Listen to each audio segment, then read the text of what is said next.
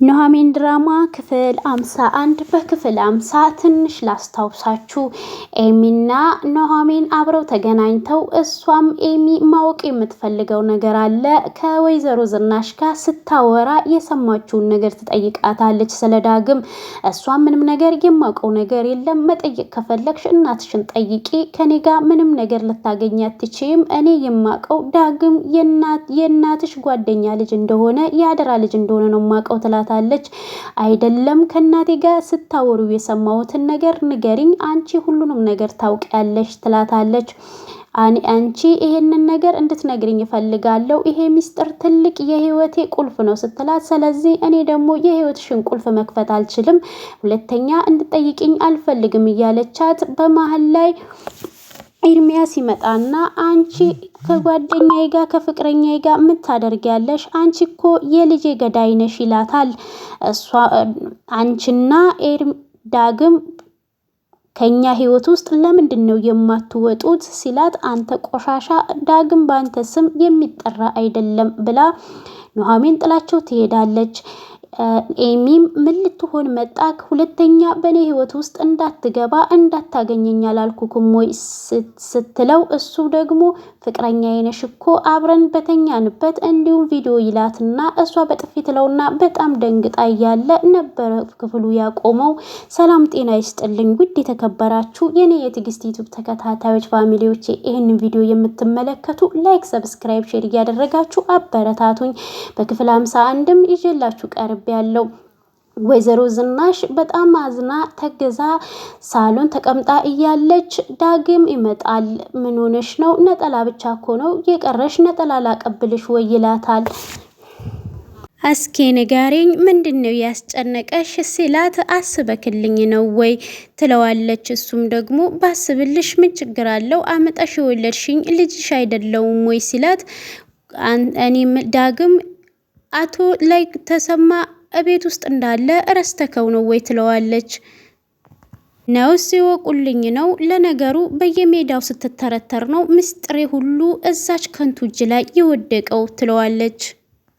እሱም አልገባኝም፣ ምስጢርሽን ለማን ያነገርኩት ሲላት፣ ለነገሩ ተው ምስጢሬን ጠላቴን መቼ ያጣሁት፣ ያቺ ከንቱ ናት የነገረቻት ትለዋለች። ደሞ ኑሐሚን ምን አደረገች? ጥፋቶች ሁሉ በእሷ ካልተሳበቡ አይሆንልሽም አይደለም ወይ ሲላት፣ እና እሷ ካላወራች ማን ሊነግራት ይችላል?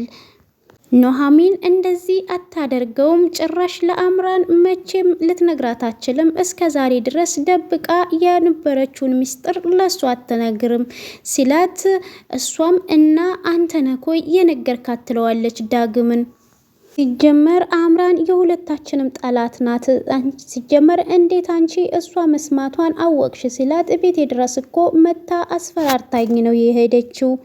ዳግምም ለነገሩ እሷ መታደርግ ናሆም ነው እንዲህ ያቀበጣት ይላታል። እሷም ሚስጥርሽን እንድጠብቅልሽ ከልጅሽ ጋራ እንድጋባ ፍቀጅልኝ እኮ ነው እያለች ያለችው። በምትወጩ ነገር ተወጪ ዳግም፣ እኔ በእነሱ መካከል ጣልቃ አልገባም ሲላት፣ ወይዘሮ ዝናሽም ይሄ እኮ ጉዳይ የነናሆም ሳይሆን የኔና ያንተ ነው፣ ሁሉም እኮ እጄን እንደዚህ እየጠመዘዘኝ ሚስጥርሽን አወጣለሁ እያለኝ እኮ ነው። ዳግምም እኔ ሰላንቼ አይጨንቀኝም፣ እኔ የሚያስጨንቀኝ የአባቴ በፖሊስ መፈለግ ነው።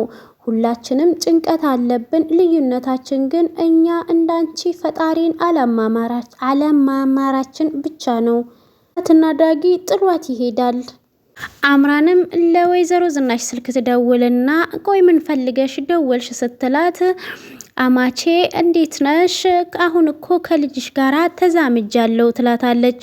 ልጅሽ ግርግር ነገር እንደማትወጂ ነግሮኛል። ዛሬ እራት ግብዣ አድርገሽልኝ ለምን ሻንጣዬን ይዤ ቤት አልገባም ትላታለች።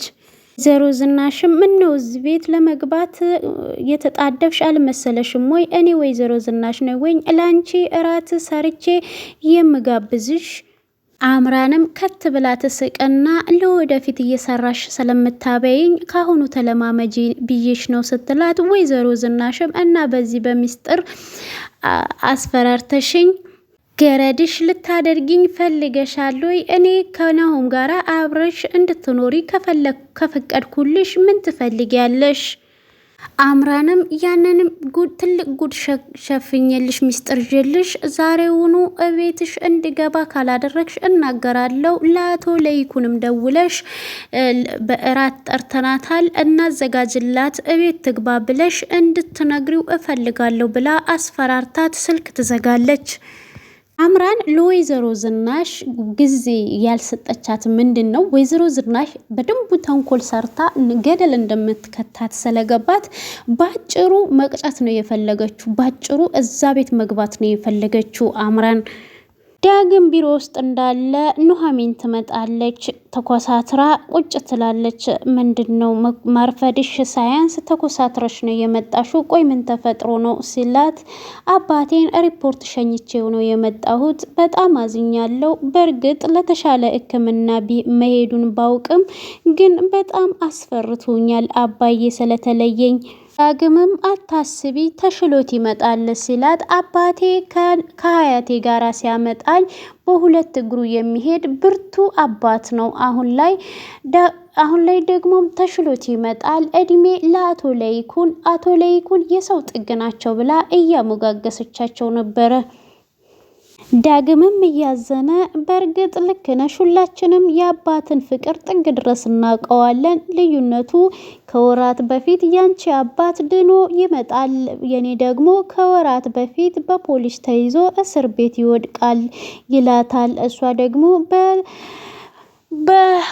አንተም ደግሞ ልታኮርፍ ነው ወይ ትለዋለች። በልበል ከዚህ ስሜት ውስጥ አሁን እንውጣ ትለውና እሺ ይላታል። ግምም እናቴ ደውላልሽ ነበረ ወይ ሲላት፣ አዎ ሚስጥሬን ለአምራ ነግረሻል እያለች ነበረ። ቆይ ምንድነው የተፈጠረው ትለዋለች። እሱም ይሄ ነገር ለአምራን አንቺ እንደማትነግሪያት እኔ እርግጠኛ ነኝ። ሁሉንም እያስጨነቀ ያለው አምራን ስለ እናቱ ሚስጥር ማውቋ ነው። እሱ ዳግምም እያለ ያለው ምንድነው ይሄን ሚስጥር ተጠቅማ እዛ ቤት መግባቷ ነው በጣም የሚያስጨንቀኝ።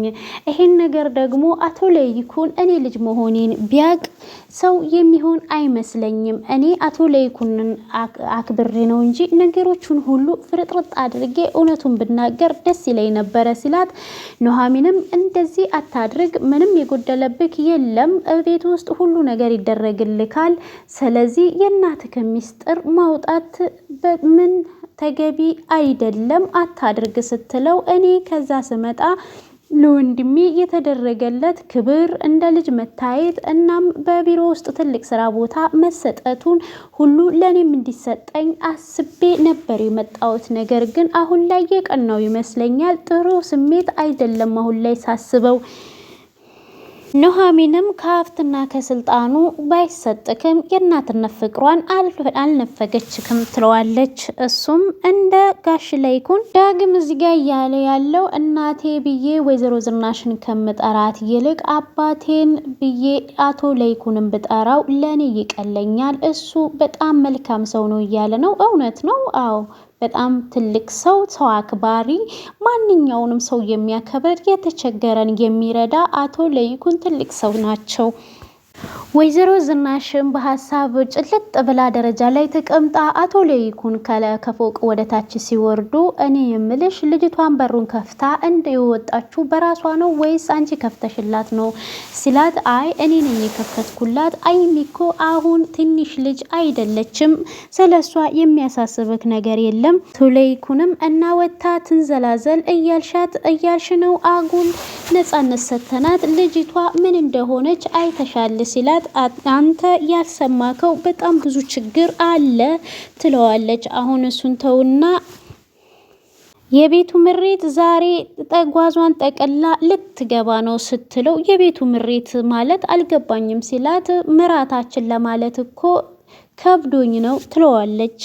አምራንን ዛሬ በእኔ ራት ሰርቼ እሷን እቤቴ ልጋብዛት ነው ስትለው እኔ ምልሽ ዝናሽ አይምሮሽ ትክክል ነው ወይ እያላት ነው። በጣም ግራ ተጋብቷል አቶ ለይኩን።